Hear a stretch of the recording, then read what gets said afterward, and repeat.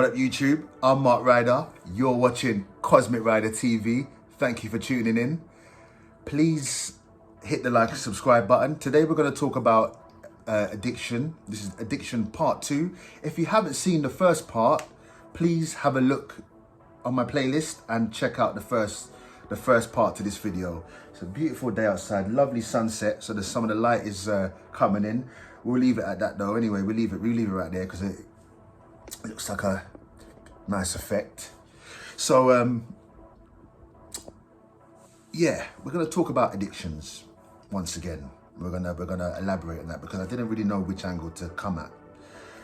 So a lot of people, half of the population in my city smoke ganja. I used to be a prolific marijuana smoker. I used to smoke the Sensimilia, the Sensi, the high grade Jamaican weed, fresh from Jamaica, organic stuff.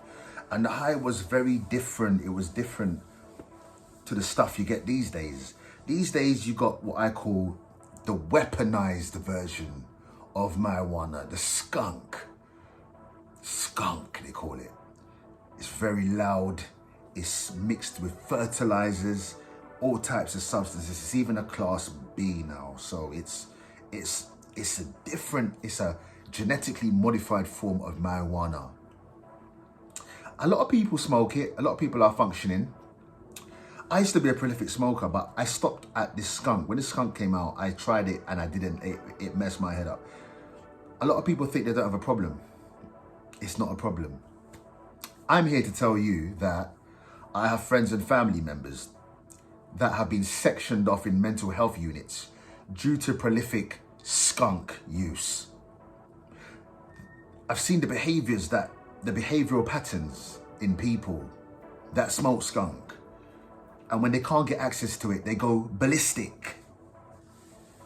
I see the mood swings, the mood changes. Me personally, I think skunk is very destructive. My vice of choice when I had a problem was cocaine. I wasn't really a big drinker. I'm not a big drinker. But I had problems with that particular substance. A lot of people in our society take these substances just to be able to be in a social setting and function around people that you probably wouldn't be able to tolerate sober. There's so much superficial behavior out there. We're out partying with people that we don't even like, the people that don't even like us. So I understand why people would take substances just to cope. If you're at the stage that you're using drugs alone, if you're at the stage where you're using drugs and alcohol alone, it's getting dangerous. It's getting very dangerous. If typically we use drugs like cocaine to be able to function in social settings that drain our energy. It creates a false persona that allows you to be around people that drain your energy. So drugs like that, stimulants like that give you more confidence and courage to face these difficult and draining settings, especially if you're in high society or you're in a corporate setting. People use these substances just to be able to go out and socialize because they lack socials. They find it difficult to be normal in a very unnatural and superficial society. You can understand that people use these substances just to cope. But if you're using these substances on your own, it means that you are now using the substance just to cope with yourself. And I understand that you have trauma. You have trauma. You need to try and stop at least stop using on your own. And it's very, very difficult. It's very difficult. I get it. The first thing is understanding that you're not alone. There's many, many people out there, covert addicts, people that you wouldn't even believe, that are addicted to prescription drugs, all types of drugs, but yet they are functioning in society. You wouldn't even know. They've got all types of deprived, sadistic drugs, but they're not telling anybody. So don't think that you're beneath anyone, because trust me, behind all those pearly gates and those nice suits, yeah, these people got some different type of addictions, yeah, taking different types of drugs you ain't heard of, yeah. Their addictions make you look like a Disney character compared to what they do. They make you look like a Disney character, but yet nobody really knows. People look up to these people. They like to hide their addictions. And this is where it gets dangerous, because people don't want to admit to themselves. Whether you have one drink in the evening, one line in the evening, whether you have a couple, whether it's just on weekends, whether it's once a month, if it's a ritualistic pattern of behavior, it's an addiction. If you're doing something continuously, if it's a pattern, it's an addiction. It's still classed as an addiction. For those of you that are dealing with someone that has a problem, that has an addiction, you need to, the way you can help that person is by offering a safe space for them. Don't judge them. Don't beat them up. Don't demonize them and close the door. Make it safe for them to open up to you and offer compassion and support. I know they can be monsters, yeah? It can be difficult to deal with, but if you want to help them, if you truly care about them, try the compassionate approach and allow them to be that safe space for them.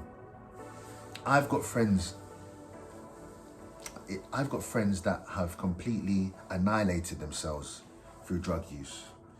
And it's horrible. It's heartbreaking to watch. People that I've grown up with and seen, and don't get me wrong, these people, some of my friends, they've achieved things in life. In their younger days, they really were something. They achieved amazing things, yeah? Achieved things that a lot of people in their 40s haven't achieved. And these guys were in their late 20s, early 30s. They were winning. Now they have nothing.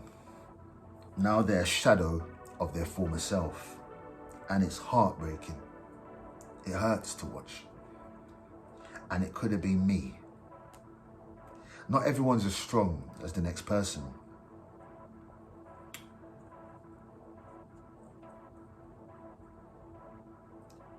People are scared. People are dealing with traumas, hidden traumas. And on top of that, they've got addictions and vices that they're ashamed of. They're guilty. They haven't got a safe place to turn, because if one's part of their network are addicts themselves, the other part are judging them. Where do you turn?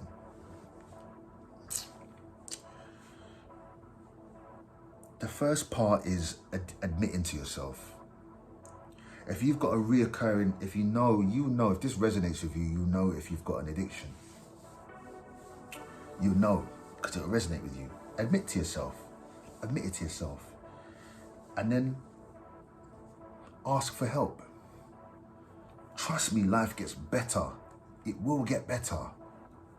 Once you start coming away from it, it does get better. There is support out there. You got trauma. I understand. You're dealing with a lot. The human experience is a difficult experience. We self-medicate to cope. So many people are addicts out there. There's more than you think. prescription meds is overlooked. People think that the narcotics, the street narcotics and prescription people think there's a difference, when the same narcotics that are on the streets are in the pharmaceutical medication. You gotta wake up, man. You gotta wake up, guys, and see what's happening to our people, to our human race, and not be so judgmental and be more supportive. The answer is love, compassion, and empathy. That is the answer. If you're an addict going through it, understand it will get better.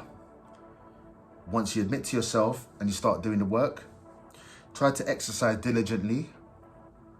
I will touch on this subject as I evolve with this on this journey. I will cultivate methods in helping you guys deal with your addictions.